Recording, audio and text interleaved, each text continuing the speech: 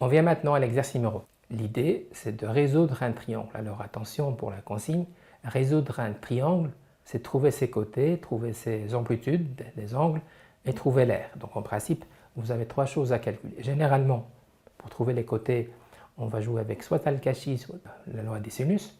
Bien sûr, pour trouver les amplitudes, c'est la même chose. On va passer souvent par l'arc sinus ou l'arc cosinus, donc le processus inverse. Et finalement, pour le calcul d'air, on a un choix entre trois formules alternatives. Il suffit de prendre deux côtés et l'angle entre les deux pour calculer l'air. Donc voilà, c'est un peu ça le principe. Alors généralement, pour ce genre d'exercice, dans ce cas, on vous donne les trois côtés. C'est plutôt Al-Kashi qui sera le point de départ. Alors attention, entre Al-Kashi et la loi des sinus, on préfère la loi des sinus. Mais bon, dans ce contexte-là, on ne peut pas démarrer en première étape la loi des sinus parce qu'on n'a pas les angles.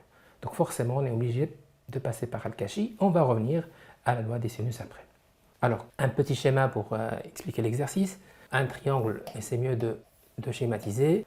Le côté A et l'angle en face alpha, le côté B, l'angle en face bêta, le côté C en face c'est gamma. Dans cet exercice, on vous donne trois données, donc A égale 15,5, B égale 10 et C égale 20. Bon, bah c'est clair ici, je n'ai pas d'autre choix que démarrer Al-Kashi. Alors, je peux le démarrer de plusieurs façons. Alors, je vais mettre A carré, donc je rappelle, A carré égale B carré plus C carré moins, attention, 2BC, cosinus de l'angle entre les deux qui est en face de A qui est alpha. Cet ordre-là est très important d'avoir ce cadre. Alors, je remplace 15,5 au carré égale B carré, donc ça fait 10 au carré, 20 au carré, moins 2 fois 10 fois 20 fois cosinus de l'angle. Attention, maintenant on va isoler cosinus de alpha. C'est une fraction, on divise par moins 2, 10, 20. On divise, attention, par un nombre négatif. 15,5 au carré, moins 10 au carré, moins 20 au carré. Ça, c'est pour le numérateur. En principe, on va trouver un cosinus de alpha approximativement 0,64 de mémoire, 94. Alors pourquoi je prends 4 chiffres après la virgule ou 3 chiffres après la virgule? Juste pour gagner au niveau de la précision.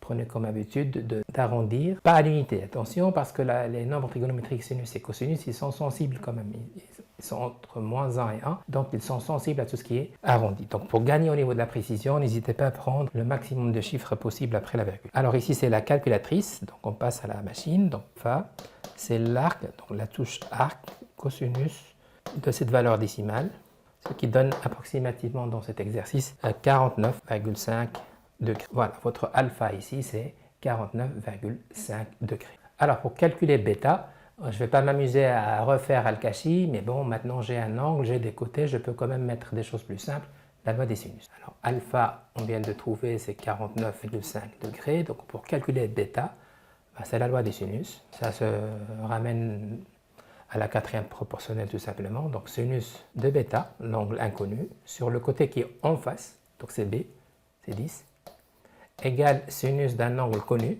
dans ce cas c'est alpha, 49,5 degrés, sur le côté qui est en face, c'est le petit a, 15,5. On peut isoler sinus de bêta, en croissant bien sûr, ça va faire 10, sinus de 49,5 sur 15,5, approximativement ça donne 0,4905.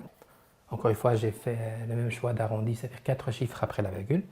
Je prends la calculatrice, je calcule avec la touche arc sinus de 0,4905. Ça me donne approximativement 29,4 degrés.